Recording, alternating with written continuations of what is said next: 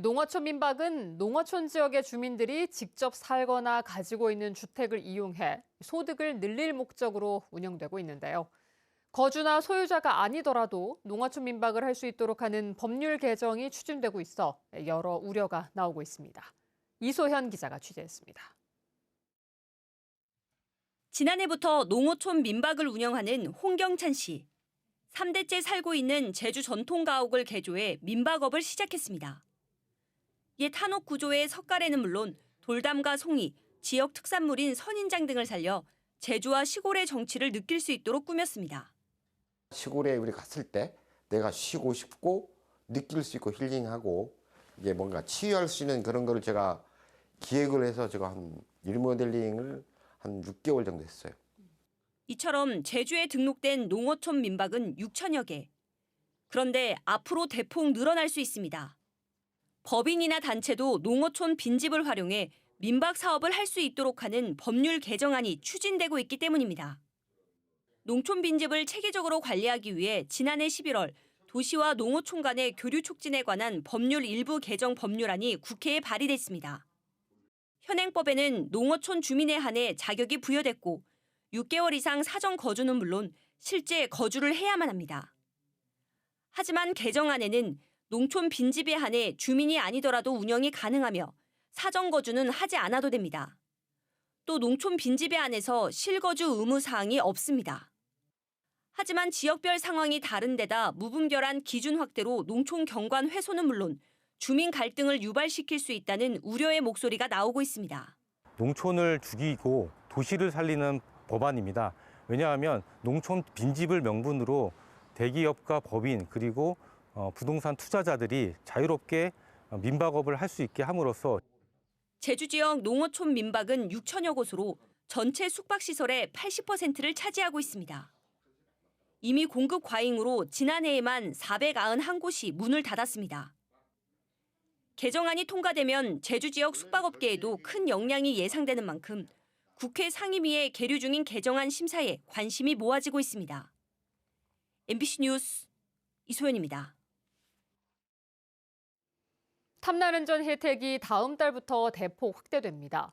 제주도는 다음 달부터 석 달 동안 탐나는전 포인트 적립률을 현재 10%에서 15%로 올리고 1인당 월 적립 한도도 70만 원에서 200만 원으로 늘리기로 했습니다. 탐나는전으로 200만 원을 사용하면 30만 원을 포인트로 되돌려받아 탐나는전 가맹점에서 현금처럼 쓸 수 있게 됩니다. 한편 탐나는전 적립률을 7에서 10%로 올렸을 때 월 평균 사용액이 21.6% 증가하고 적립률을 14%, 한도액을 100만 원으로 올렸을 때는 사용액이 39.2% 증가했습니다.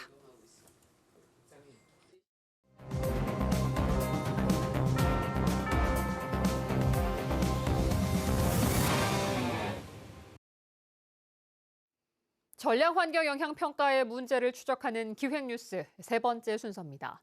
전략환경영향평가에서 무엇을 어떻게 조사할지 심의하는 환경영향평가협의회 위원 절반 이상이 공무원과 제주도 추천 인사로 채워져 공정성 논란이 일고 있습니다. 시민단체 추천 인사는 1명 이상 위촉할 수 있는데도 1명만 위촉하고 있습니다. 송원일 기자가 보도합니다. 제주시 애월읍 중산간에 추진되는 애월 포레스트 관광단지. 125만 제곱미터 부지에 사업비 1조 7천억 원을 투입해 객실수 1,000개가 넘는 호텔과 콘도를 짓는 대규모 개발 사업입니다. 중산간 훼손과 특혜 논란이 커지는 가운데 전략 환경영향평가 항목과 범위를 정하기 위해 지난해 6월 환경영향평가협의회가 구성됐습니다. 협의회 위원 12명의 명단을 분석해봤습니다. 위원장을 맡은 제주도 관광산업과장을 포함해 제주도청 공무원 5명이 위촉됐습니다.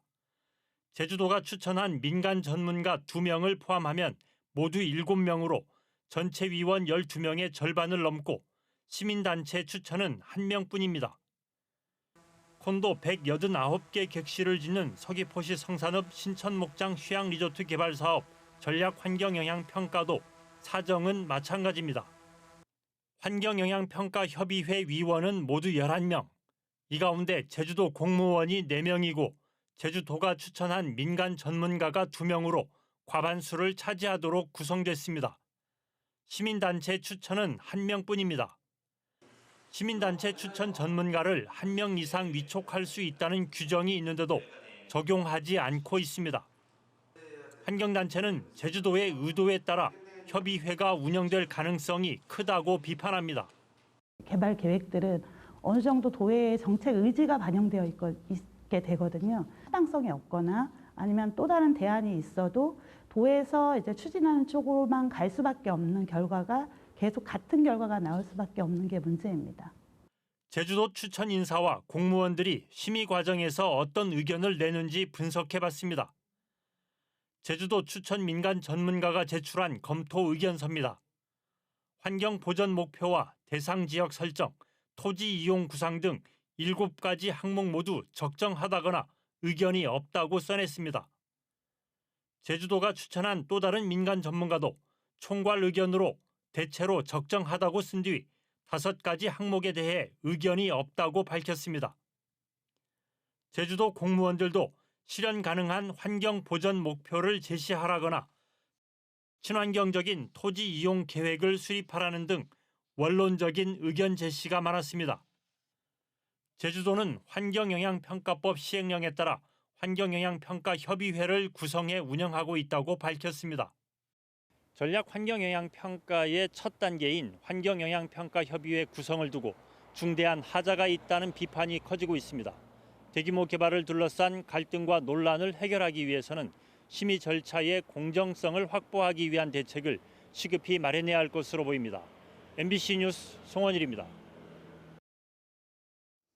제주도 감사위원회가 중산간 개발 기준 변경안에 대한 조사 청구를 종결하자 환경단체가 반발하고 나섰습니다. 제주환경운동연합은 논평을 내고 중산간 개발 기준 변경안의 상위계획 위반 여부에 대해 감사위가 조사하지 않고 종결하기로 했다며 소극 행정의 전형적인 모습이라고 비판했습니다. 특히 감사위원회가 도의회 상임위 의결 사항은 조사하지 않고 종결할 수 있다는 근거를 들었지만 중요한 판단 기준이 되는 사실이나 자료에 오류가 있는 경우 조사할 수 있다며 재조사 착수를 촉구했습니다. 서귀포의 한 일주도로에서 승용차끼리 정면 충돌해 운전자 2명이 크게 다쳤습니다. 평소와 다름없는 출근길이었는데 갑자기 나타난 역주행 차량에 사고를 당했습니다. 이따금 기자가 보도합니다. 1차로를 달리는 흰색 승용차. 잠시 뒤 맞은편에서 검은색 승용차가 나타나더니 흰색 승용차를 그대로 들이받습니다.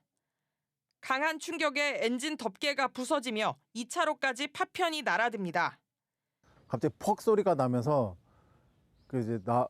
저희 차가 잘못된 줄 알고 혹시나 해서 나와봤더니 이미 이제 그 사고가 난 상황이었고, 네, 사람들이 이제 다 수습해 주시려고 이제 나와서 다 전화하시고. 사고가 발생한 건 오늘 아침 8시 7분쯤. 중문에서 안덕 방면으로 가던 승용차가 갑자기 나타난 차량과 정면 충돌했습니다.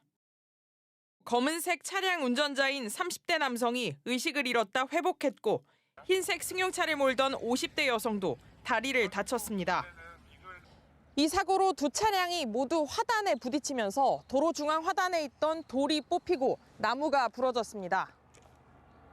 경찰은 검은색 승용차가 역주행을 해 사고를 낸 것으로 보고 30대 운전자를 교통사고 처리특례법 위반 혐의로 입건했습니다. 하지만 운전자가 사고 직후 의식을 잃어 역주행 경위를 확인할 수 없다며 혈액을 채취해 음주 여부 등을 조사하고 있습니다. 지금 역주행 사고로 확인되고요. 그다음에 역주행 경위나 이유에 대해서는 환자가 회복되는 대로 확인할 겁니다. 그다음 주변에 있는 CCTV 차량 블랙박스들 있는 대로 확인하고요. 비슷한 시각 제주국제대학교 앞 516도로에서는 50대 여성이 승용차에 치여 병원으로 옮겨졌습니다. 상수도 공사를 위해 도로 위에서 교통 안내를 하던 중 사고를 당한 것으로 추정됩니다. MBC 뉴스 이따금입니다. 경찰이 과태료 처분 대상으로 결론낸 오영훈 지사의 백통신화 리조트 접대 의혹에 대해 제주도가 처분 대상이 아니라고 결론냈습니다. 제주도는 경찰이 통보한 영수증 내역을 확인한 결과 전체 금액 40만 9천 원 가운데 실제 음식 조리에 사용된 물품의 금액은 28만 4천 원 정도로 제주도가 33만 원을 이미 결제했기 때문에 금품을 수수하지 않았다고 밝혔습니다. 한편 경찰은 지난달 오 지사가 직무와 관련해 점심을 대접받아 부정청탁금지법 위반 소지가 있다며 제주도에 과태료 부과 대상자로 통보했습니다. 목욕탕에서 쓰러진 80대를 구급대원이 심폐소생술로 구했습니다. 오늘 오전 9시 40분쯤 제주시 삼양동의 한 목욕탕에서 80대 할아버지가 구토와 함께 심정지를 일으켰습니다. 당시 목욕탕에는 비번이었던 제주 동부소방서 김형석 구급대원이 있었는데 사고를 목격하고 심폐소생술을 진행했습니다. 할아버지는 병원으로 이송된 뒤 회복돼 중환자실에서 치료를 받고 있습니다. 편의점에서 점원을 성폭행한 60대 남성이 경찰에 구속됐습니다. 제주 동부경찰서는 지난달 12일 오후 1시 반쯤 제주 시내 한 편의점에서 여성 점원이 탕비실에 들어가자 뒤따라 들어간 뒤 감금하고 성폭행한 혐의로 60대 남성을 구속해 검찰에 넘겼습니다. 경찰은 피해자의 신고를 받은 뒤 편의점 인근 CCTV를 분석한 뒤 남성의 신원을 확인해 검거했습니다. 제주를 대표하는 유도 선수 3명이 국가대표에 발탁됐습니다. 충청남도 보령시에서 열린 2025 회장기 전국 유도대회에서 제주도청 소속 이경하는 여자 48kg 이하급에서 우승해 국가대표로 선발됐습니다. 한국마사회의 제주 출신 김세연은 남자 100kg 이하급에서, 남녀고의 이현진은 여자 78kg 이상급에서 우승해 국가대표로 선발됐습니다.